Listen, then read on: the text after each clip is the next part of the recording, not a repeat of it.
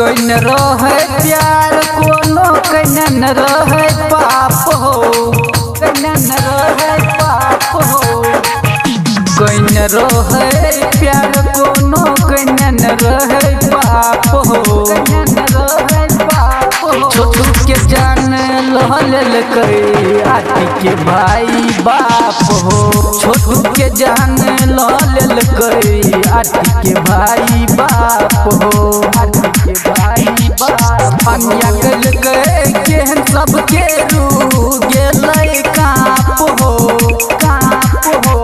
छोटू के जान लहल कई आटी के भाई बाप हो, छोटू के जान लहल कई आटी के दुश्मन बाप हो।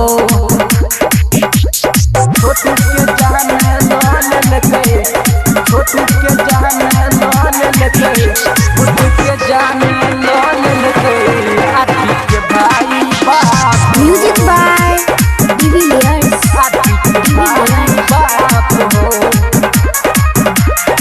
सजा प्यारे के मिललै भारी हो, सजा प्यारे के मिललै भारी हो। एको माई के कोई का उजारी हो, एको माई के कोई का उजारी हो।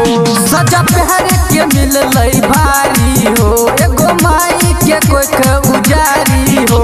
मांगे छै जनता प्रशासन से करी न साफ हो, करी न साफ। तू के ज्ञान लहल कई आटी के दुश्मन बाप हो, छोटू के जान लहल कई आटी के भाई बाप हो।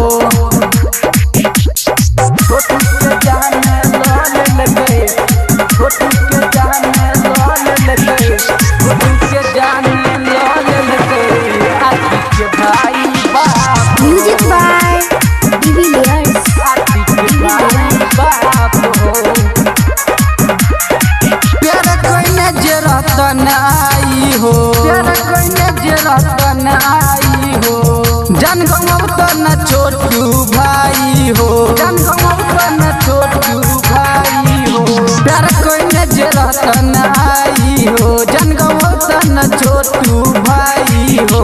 बिकेची दिल खुद को चानी दिस बात साफ साफ हो, बात साफ साफ हो। छोटू के जान लहल कई आटी के दुश्मन बाप हो, छोटू के जान लहल कई आटी के भाई बाप हो।